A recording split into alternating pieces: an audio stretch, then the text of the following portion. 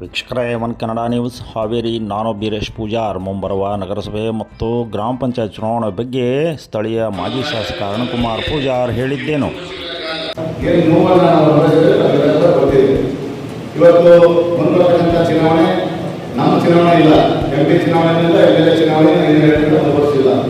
ಆದರೆ ಬರ್ತಕ್ಕಂಥ ಚುನಾವಣೆ ಎದುರಿಗೆ ಕೊಟ್ಟಂಥ ಕಾರ್ಯಕರ್ತರ ಚುನಾವಣೆ, ನಗರಸಭೆ ಇರ್ಬೋದು, ಸಭೆ ಸಂಸ್ಥೆ ಇರ್ಬೋದು, APMC ಇರ್ಬೋದು, ಜೆಪಿ ಇರ್ಬೋದು, ಈ ಚುನಾವಣೆಗಳು ಬರ್ತವೆ. ನಮ್ಮ ಉದ್ದೇಶ ನಾವಷ್ಟೇ ವೇದಿಕೆ ಮೇಲೆ ಕುಂದಿರಬೇಕಂತಲ್ಲ, ನೀವು ಬರೆಯತಕ್ಕಂಥ ಕಾರ್ಯಕರ್ತರು ಕೂಡ ವೇದಿಕೆ ಮೇಲೆ ಕುಂದಿರಬೇಕಂದ್ರೆ ನಮ್ಮ ಆಸೆ. ಅದು ನಮ್ಮ ರಾಯಚೂರು ವಿಧಾನಸಭಾ ಕ್ಷೇತ್ರ ಒಳಗಿರ್ತಕ್ಕಂಥ 25 ಗ್ರಾಮ ಪಂಚಾಯತಿ, 6 ಜಿಲ್ಲಾ ಪಂಚಾಯತಿ, 23 ತಾಲೂಕು ಪಂಚಾಯತಿ, 35 ನಗರಸಭೆ, 6 11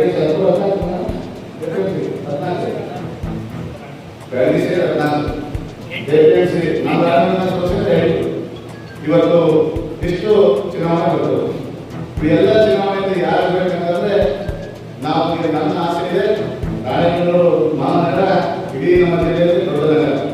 ಈ ನಗರಸಭೆಯನ್ನು ನಾವು ಚಿಕ್ಕಣಿ ಇರಬೇಕು, ಬರ್ತಕ್ಕಂಥ ತಾಲೂಕು ಪಂಚಾಯತಿ ಚಿಕ್ಕಣಿ ಇರಬೇಕು, 28 ಗ್ರಾಮ ಪಂಚಾಯತಿಯಲ್ಲಿ ಭಾರತೀಯ ಜನತಾ ಪಾರ್ಟಿ ನಮ್ಮ ಕಾರ್ಯಕರ್ತರು ಚಿಕ್ಕಣಿ ಇರಬೇಕು. ಅದರ ಜೊತೆಗೆ ಜಿಲ್ಲಾ ಪಂಚಾಯತಿ ಕೂಡ ಆಡಳಿತ ನಾವು ಚಿಕ್ಕಣಿ ಇರಬೇಕಂದ್ರೆ ನಿಮ್ಮ ಶ್ರಮ ಬಹಳ ಮಾತ್ರವಾಗಿರ್ತಕ್ಕಂಥ ಇವತ್ತಿನ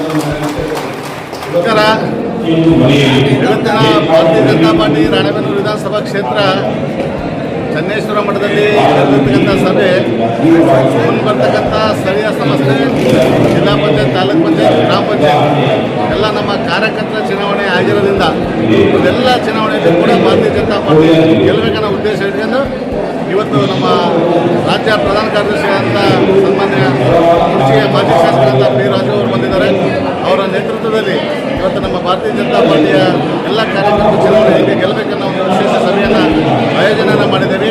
ಈ ಸಭೆಯ ಉದ್ದೇಶ ಬರ್ತಕ್ಕಂಥ ಸ್ಥಳೀಯ ಸಂಸ್ಥೆ ಚುನಾವಣೆಯನ್ನು ಎಲ್ಲ ಚುನಾವಣೆಯಲ್ಲಿ ನಾವು ಜಯಗಳಿಸಬೇಕನ್ನೋ ಕಾರ್ಯಕರ್ತರಲ್ಲಿ ಹುಮ್ಮಸ್ ಕೊಡ್ತಕ್ಕಂಥ ಕೆಲಸವನ್ನು ಇವತ್ತು ನಮ್ಮ ಭಾರತೀಯ ಜನತಾ ಪಾರ್ಟಿ ಮಾಡ್ತಾ ಇದೆ.